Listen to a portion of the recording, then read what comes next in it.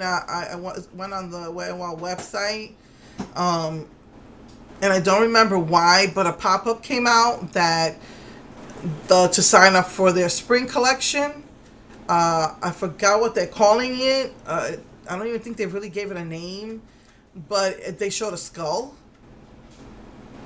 I'm not sure what that's more of a fall thing. I don't a skull. It wasn't gonna be a sugar skull collection, which really should be for the fall.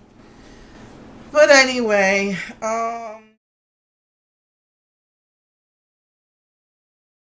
then HEB and Walmart already did the whole reset.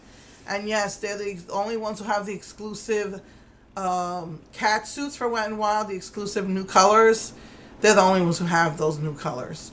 Supposedly they said it was supposed to be an Ulta exclusive, but it was for the metallic cat suits, but it was at Walmart.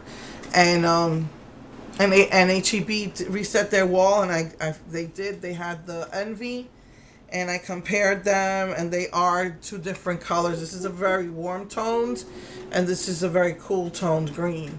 So I wound up getting that. It was like 99 cents or $1.99 or something, and they always have coupons too at HEB.